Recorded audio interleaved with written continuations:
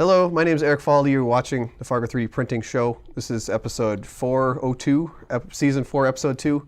You might notice someone new on the screen. He's a recent hire, part-timer. But we're going to talk about holiday stuff too. But first we'll talk to Brandon to see kind of what you're all about. Hi, I'm Brandon with Fargo 3D Printing. I'm going to start doing some of the custom 3D print orders, go through the website, that type of stuff. I've been also building up some of the parts in the back, helping keep inventory up. And this is... Yeah, first time on camera. So yeah, so if you see some of the, we're going to be working on palette stuff. He's going to be doing some of that stuff as well. So it's just going to be kind of all over the place. But you've done 3D printing in the past. Yep, I've been doing. You know John from way back. Yeah, I tried making my own 3D printer back when John had Meld going. And that's when I kind of started with all this stuff. That's been a while though now.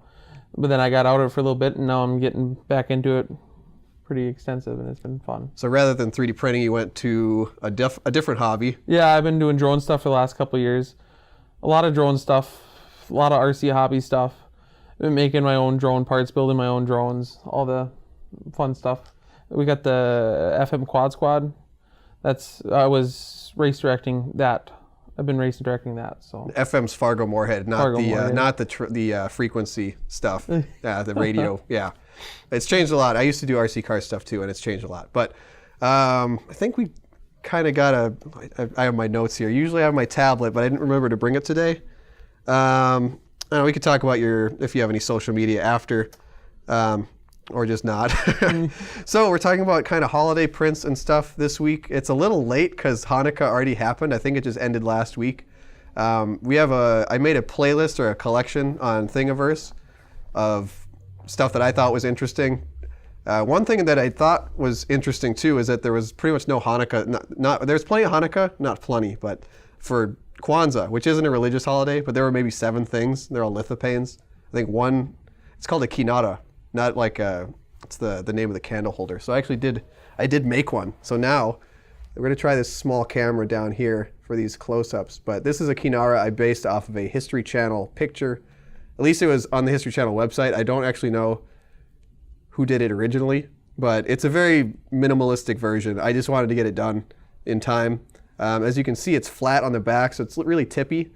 So what I'm going to probably do in the future is just kind of move things around so it angles a little bit more this way and still flat on the bottom. So you're not going to get candle wax all over everything. So that is on our Thingiverse if you go to Fargo 3D Printing. I made a little one too. That one didn't print very well. These are on the Rep 2, which we're going to be doing a lot more with the Rep 2, I think, soon with the palette. I keep bringing it up, but...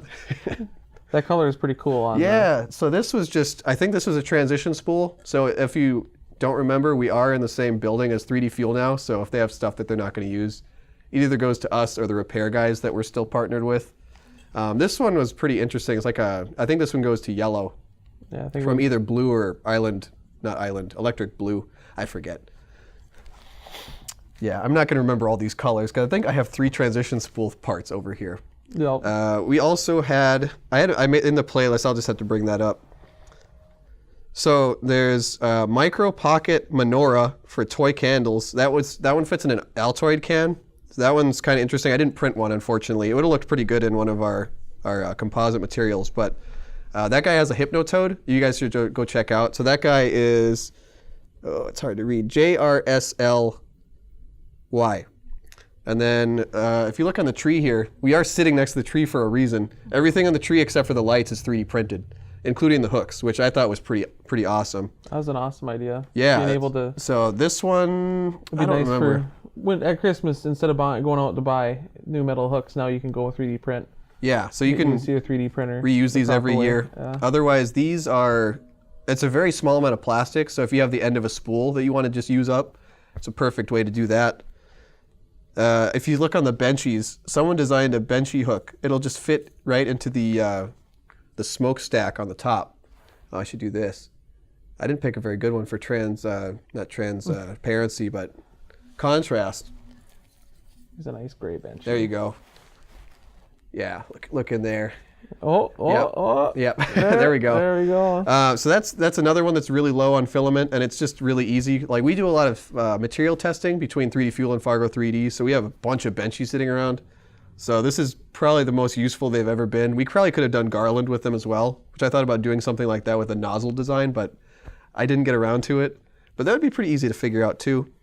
One that you put in there that we didn't print off was the holiday wreath from MakerBot. It's actually pretty nice quality, and it can be pretty big. I think you could probably scale it up as big as you want, but I put that in there because we were trying to make our own. Oh, that's true. Yeah, our own holiday wreaths. So, and I thought that was a cool iteration. One that we both saw because it was featured on Thingiverse. I'd seen it before. It's just Christmas tree, but it's like the loopy one, the one that's got all that. We didn't print one of those either. We didn't print a lot of these things, but it pretty much takes advantage of not retracting. And if you have something that's 2 extrusion widths wide, it'll go out and come back in and make a little loop if you have it as an overhang. So you've seen these, and there's a picture right here, right now. But I thought I was going to try to make a little wreath out of that with that loop thing. So I did get the loops figured out. Getting the layout, getting it just the right pattern, is a lot trickier than I thought. I know you tried to design one as well. I did this in 3D Studio Max using the array function. You probably could have done, what was it called, just pattern? I did it in Fusion 360, and it was the pattern. I revolved it around the center of the object. Yeah, so it's pretty much the same as an array. You just take an object, decide how many, how you're going to rotate it. So what you want to make sure you do with that is have a center point that's not on the part, so it'll go around the center of the thing that you're trying to put the parts into. I'm not describing this very well, but you probably get the idea. So there was Christmas tree. That was from BQ3D. That guy has a lot of really nice stuff on his account as well. We have a couple things that we designed, so I showed you the Kwanzaa piece already. Another one is an older design that I did. So this is a print-in-place ornament, and it spins. Originally, these were printed on the Rep 2 3D printer, and the tolerances are not as tight on that printer. So this is actually pretty loose, because these were printed on the Prusa Mark III. And yeah, you can just pop it right out, which it's not great, but you know, I could probably go fix that. Otherwise, just print it smaller, and I think it would kind of fix that gap. What else do we have? We had Pickle Rick. You want to talk about that one? We made a thing of, I don't have the... It is Mergen McFergan, and I think this person had some pretty nice stuff on their page, if I remember right.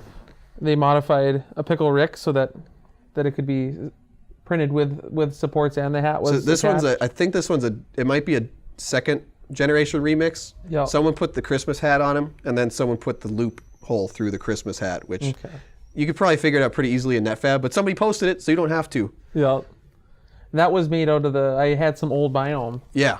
And that was cool. I like the shininess to it. That was pretty cool. Biome's a tricky, you said you had some problems with the support material. The support structure stuck It's all in the more back. than your typical PLA, but other than that, it printed great. It printed awesome. The tongue printed out really good in the center and everything.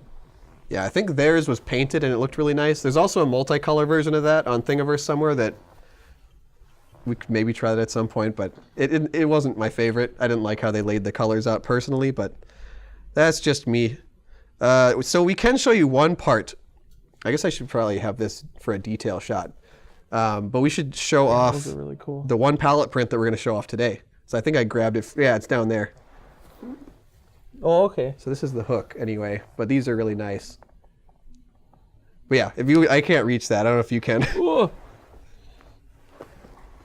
That was This is Christmas Tree, yet another from Martin, and then 4 ones. And this was at, I believe, 30%, because the full size the scale is very large. Oh, really? Yeah, We had a couple others that were maybe... These are 50. I believe these are... Is that about 5 inches, 6 inches? Yeah. I don't know what that is in millimeters, but... Yeah, that was about 50% scale. A third of the build plate on the ender, maybe. I don't... what would you print one of the big ones? What would it fit on? Would it fit on the raise? The full size would have fit perfect on a CR10 raise. Okay. The 300 by 300 size. All right. But this was our... We got the palette in, and we've been playing with that.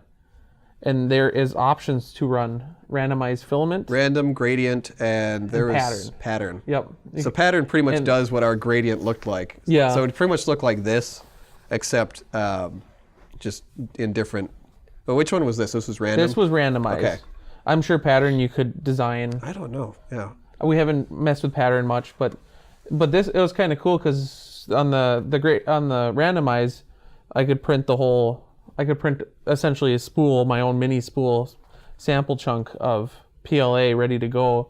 So then I wouldn't have to hook it up to the pallet. You could just hook it up to you could just feed filament like normal. Well, we'll talk about this in a future podcast, but we did have some issues getting the pallet started up, but we do have it figured out now. But it was a bit of a 3 or 4 head scratching people trying to figure it out. And we got it figured out.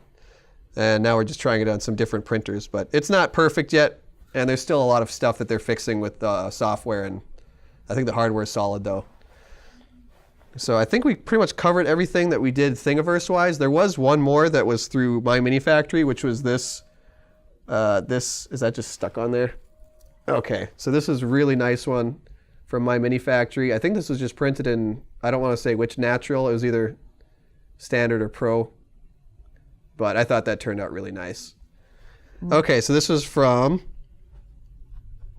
Joel, I want to say it's Silly. It's Cilli. At Warrior Poet. I don't know if that's his Twitter, but I don't know My Mini Factory very well. I don't know if you do. No. Okay, well, we'll put that all. It's going to be in the stuff below. So, well, so we both tried to make the wreath Christmas gift ideas. I don't remember why I wrote that down. I guess you can 3D print stuff for people for Christmas. That's what that's all there is to it. So I guess in the future, we're still kind of playing with the format a little bit. We might try to do some off-site things as well, talk to people in town. There are a couple 3D printing people in town. We did try to do the tour where we went to Minneapolis, and I won't say it failed horribly, but it didn't go as well as I expected by a long shot. And since we're in the same building as 3D Fuel, I figure we'll probably do some more with them. Talk to I think he's a part-timer. I'm not exactly sure what his title is, but he does a lot of the material testing. We talked to Jason, and then John as well, who's he works with both companies. So, yeah, a bunch of stuff. We wrote a bunch of stuff in here that I shouldn't read because it's just going to be for later. But in the future, we have a few topics that I know you want to talk about the Ender-3, because do you have one of each? I have the Ender-3, the regular Ender-3, and the Ender-3 Pro. I know you're big on. I'm not as a big. Not that I'm not a fan, but I'm just kind of lazy. I don't mod things very well or often. But you are really big into modifying printers, so. Yeah, I was trying the big one of the other Ender-3 is a great printer, but I was trying different extruders to try doing different things with them, just out of testing. And I've been trying Easy Extruder and the Bondtech and the Bondtech clone.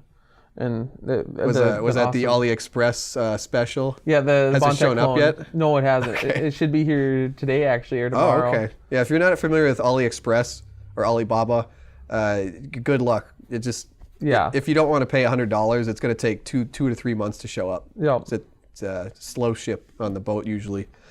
Okay, but we're going to talk about Ender-3 and upgrades, maybe just other printers that we have in the shop. We haven't really talked much about the Mark III because we just haven't done many videos since then, but we're gonna try to do more videos. It's gonna be my thing to do. MakerBot Method was something that just popped up this week.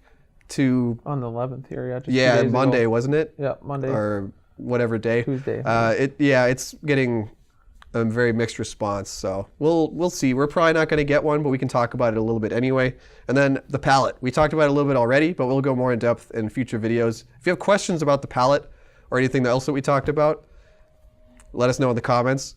I think it'll be a great added. It'll be a great thing for the company in general, just being able to do different things. It's kind of exciting. Like I'm more of the modeling side. Like I like printing and stuff, but I like modeling too. I'm not very good at it. I need to refresh a little bit. But the rabbit, which I can't find anywhere except right there, where I can't reach it. Oliver, the 3D Fuel mascot, is now in a 4-color model. So we'll get to that at one of these days. But it'd be fun to get more models colorized, so I figured out how to do it without using Mesh Mixer. I have to use 3D Studio Max, which it's a student version, so I mean there is that. So I'm gonna try to learn how to use Blender. Yeah, I'm gonna try learning Blender here too. It looks like it's not that hard, but I think that's it for this week. Thank you, Brandon, for your inaugural podcast episode. Did you want to plug any of your social media? I guess I got Brand Marky FPV. Okay. That's my drone stuff, and then I've been doing. That's 3D printed Instagram? stuff. Yeah, that's Instagram. Okay. And then of course FM Quad Squad. That's an awesome group. It's a great group of guys. We just right. have fun drone stuff. If you're ever in Fargo for some reason. Yeah. Yeah, but I think we actually do have a drone body printed off over there. Yeah. So we might do something with that in the future too. I think we will. I'll get it done this week. I've only seen the FPV thing once, and it was just back there. So it'd be fun. We could try to like shoot the video with that. I don't think it'll work very well. Oh, it'd be cool. We could have a third. I got the bigger ones too. Oh yeah. Throw GoPros on there and just shoot it inside. Well, maybe that'll be a better thing for spring. So yeah. So we're not going to destroy the room here. But thank you. I'm Eric. This is Brandon. See you next time. Woo! That was. Did you time that one? No. I was curious. It felt long. Did it? I felt quick. It was about 15 minutes. It felt quick to me. It felt like. I think I was. I felt like we were talking too fast. I think my microphone is pointing down. Yeah. God damn it.